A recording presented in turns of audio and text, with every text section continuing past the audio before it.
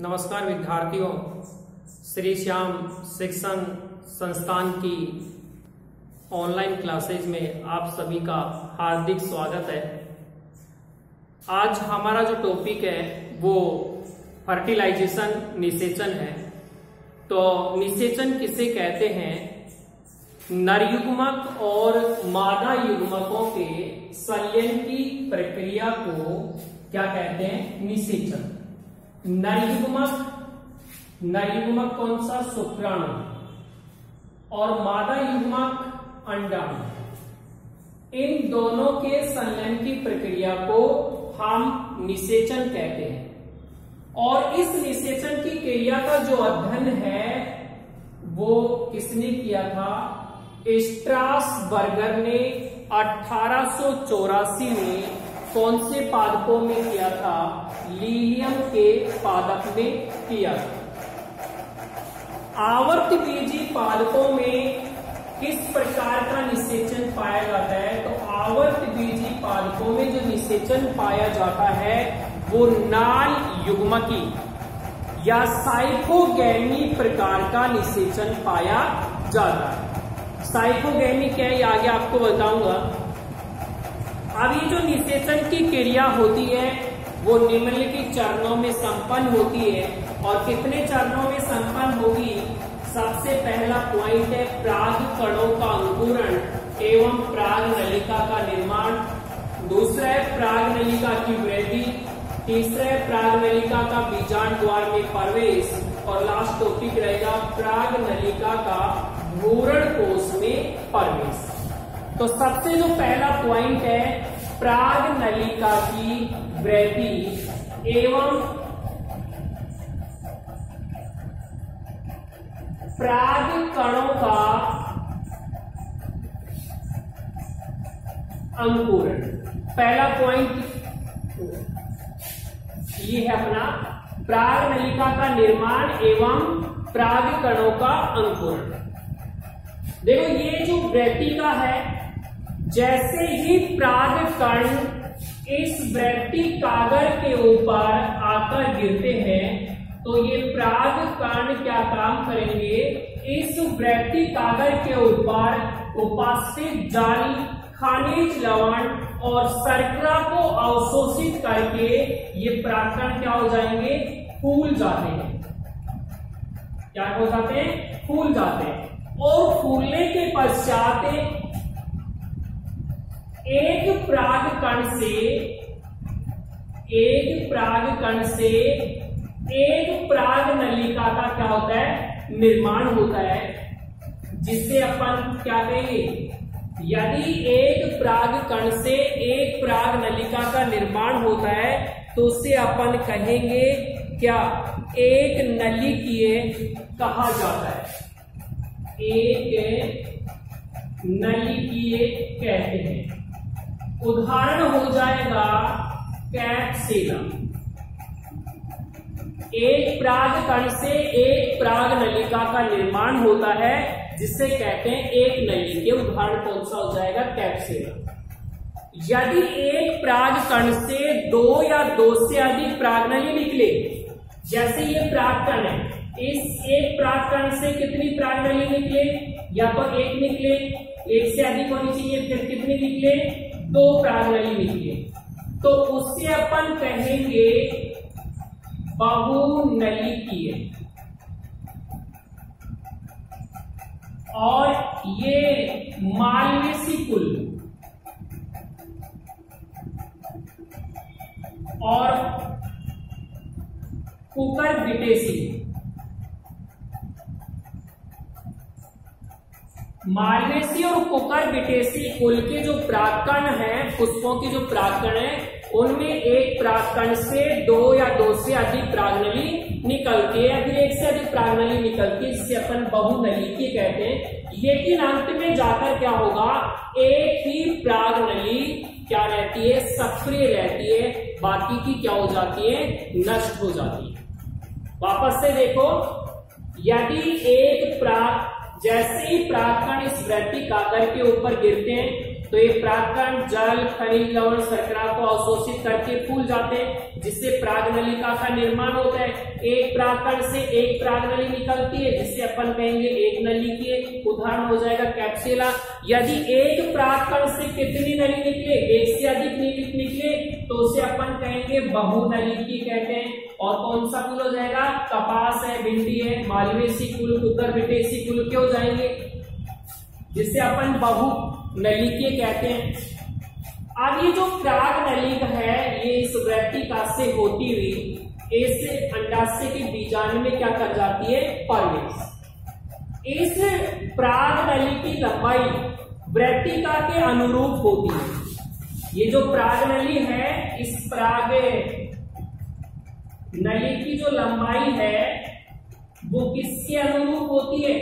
वृत्तिका के अनुरूप होती है। जैसे हो अपन उदाहरण लें मक्का, तो मक्का की जो परागनली की लंबाई है वो कितनी होती है? मक्का के परागनली की लंबाई होती है 450 मिमी होती है। दूसरा अपना जो पॉइंट है परागनलिका की वृद्धि। ये जो परागनली है इस वृत्तिका से होती हुई इस बीजांड में क्या कर जाती है? प्रवेश करती है। अब देखो ये जो परागनली है इसकी जो दिशा होती है वो एक दिशीय होती है, एक दिशा में गमन करती है। किसकी ओर करती है? अंडाशय में बीजांड की ओर गति करती है। और ये रसायनवर्ती कारकों के कारण होती है। लेकिन कुछ पादपों की जो वृत्तिका होती है वो ठोस होती है, तो परागनली उनमें से प्रवेश नहीं कर पाती है। तो इस वृत्तिका के अंदर एक पैक्टिनेज एंजाइम पाया जाता है। तो ये पैक्टिनेज एंजाइम क्या करता है? परागनली को रास्ता प्रदान करने का क्या करता है? कार्य करता है। जैसे पैक्टिनेज एंजाइम इस वृत्तिका के अंदर जो उत्तक होंगे उनको नष्ट करके और परागनलिका को बीजांड की तरफ जाने की गति क्या करेगा? प्रदान करता है। तो इस तरह जो परागनली है वो अंडाशय में स्थित बीजांड की तरफ क्या कर जाती है? गति कर जाती है। तीसरा जो पॉइंट है हमारा वह है परागनलिका का बीजांड में प्रवेश। तो परागनली है वो बीजांड में 3 प्रकार से प्रवेश कर सकती है। कौन कौन से? एक तो बीजांड द्वारी प्रवेश, दूसरा अपना कौन सा? निभागी प्रवेश, और तीसरा कौन सा है? मध्य प्रवेश। यदि परागनली बीजांड द्वार वाले भाग से प्रवेश करती है, ये जो भाग है ये बीजांड द्वार वाला भाग है, ये बीजांड द्वार है। यदि परागनली इस बीजांड द्वार वाले भाग से प्रवेश करती है तो उसे अपन प्रोगैमी या बीजांड द्वारी प्रवेश कहते हैं। और अधिकांश पादपों में जो परागनली है वो बीजांड द्वार वाले भाग से क्या करती है? प्रवेश करती है। दूसरा पॉइंट है चैलेंजोगैमी। देखो यदि जो परागनली इस निभाग वाली, देखो ऊपर वाला जो भाग है आपको दिख रहा है, निभाग बोलते हैं, चैलेंजो बोलते हैं इसको अपन। यदि परागनली इस निभाग वाले भाग से प्रवेश करती है तो उसे अपन बोलेंगे निभागी प्रवेश। और इसका उदाहरण हो जाएगा कैप्सुला है, कैजुलाइना है, और दूसरा कौन सा है? बिटुला है। तीसरा जो प्रवेश है मीजोगैमी, मध्य प्रवेश। यदि देखो परागनली इस बीजांड द्वार वाले भाग को छोड़कर, इस निभाग वाले भाग को छोड़कर अन्य किसी भी भाग से प्रवेश करे तो उसे अपन कहते हैं क्या? मीजोगैमी। देखो नीचे से भी प्रवेश नहीं करनी चाहिए बीजांड द्वार वाले भाग से, ऊपर से भी प्रवेश नहीं करनी चाहिए। इन 2 भागों को छोड़कर, कौन कौन से? बीजांड द्वारी और निभागी भाग को छोड़कर यदि परागनली किसी भी भाग से प्रवेश करे, इधर से प्रवेश करे या फिर इधर से करे, तो उसे अपन कहेंगे मीजोगैमी, मध्य प्रवेश। और इसका जो उदाहरण हो जाएगा कुकुरबिटा कुल के पादपों में जो परागनली है वो हमेशा मध्य वाले भाग से क्या करती है? प्रवेश करती है। चौथा अपना जो टॉपिक है वो है परागनलिका का भ्रूण कोश में प्रवेश। अब देखो प्रागनली भ्रूण कोश में कैसे प्रवेश करेगी, तो अपन एक डायग्राम बनाते हैं।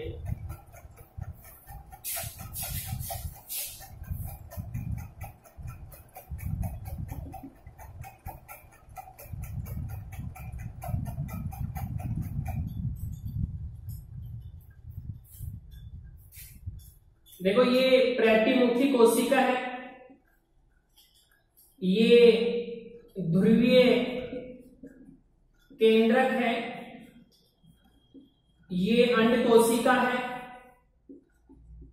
ये सहायक कोशिका है और ये तंतु में समुच्चय। ये जो चित्र आपको दिखाई दे रहा है ये एम्ब्रियो सेक भ्रूण कोश का चित्र है। अब इसमें जो प्रागनली है ये कैसे प्रवेश करेगी इसके अंदर, तो प्रागनलिका का भ्रूण कोश में प्रवेश, देखो जो प्रागनलिका है ये ऊपर वृत्तिका से होती हुई और अंडाशय में स्थित बीजांड द्वार वाले भाग से प्रवेश करेगी, और जैसे बीजांड द्वार वाले भाग में प्रवेश करेगी तो तंतु में समुच्चय से होती हुई इसके अंदर प्रवेश कर जाएगी, और जैसे ही प्रवेश करेगी तो प्रागनलिका का जो अगला सिरा होता है वो क्या हो जाएगा, फट जाएगा। और जैसे ही प्रागनलिका का अगला सिरा फटता है तो इस प्रागनलिका के अंदर कितने केंद्रक होते हैं, प्रागनलिका के अंदर 2 नर युग्मक होते हैं। जैसे प्रागनली वृत्तिका से होती हुई अंडाशय के बीजांड में प्रवेश करती है और कहां से, तंतु में समुच्चय से होती हुई यदि प्रवेश करेगी तो प्रागनलिका का अगला सिरा क्या हो जाएगा, फटेगा। और जैसे ही फटेगा तो इस प्रागनली में कितने नरयुग्मक होंगे, प्रागनली में 2 नरयुग्मक होते हैं, और ये दोनों नरयुग्मक क्या होता है, स्वतंत्र हो जाते हैं। जिनमें से एक जो नरयुग्मक है वो तो इस अंड कोशिका से जुड़ेगा और दूसरा नरयुग्मक इस ध्रुवीय केंद्रक के साथ क्या होगा, जुड़ता है, और ये ध्रुवीय केंद्रक आपस में मिलकर द्वितीय केंद्रक का क्या करते हैं, निर्माण करते हैं। और इस प्रागनली के अंदर जो कायिक केंद्रक होगा वो स्वतः ही क्या हो जाता है, नष्ट हो जाता है।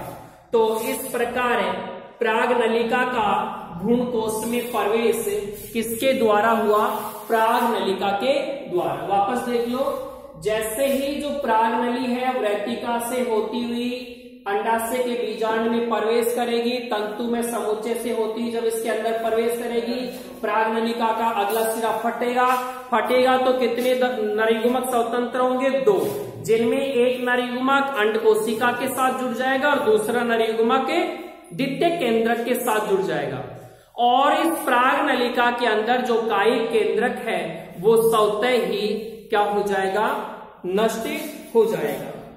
तो इस तरह जो नरयुग्मक है वो प्रागनलिका की सहायता से भ्रूण कोश में पहुंचते हैं। तो इस प्रकार का इसे अपन कहेंगे क्या, साइकोगैमी कहते हैं। और ये जो ध्रुवीय केंद्रक है, ये दोनों ध्रुवीय केंद्रक आपस में मिलकर किसका निर्माण करते हैं, ये द्वितीय केंद्रक का क्या करते हैं, निर्माण करते हैं। आज का ये टॉपिक यही समाप्त होता है।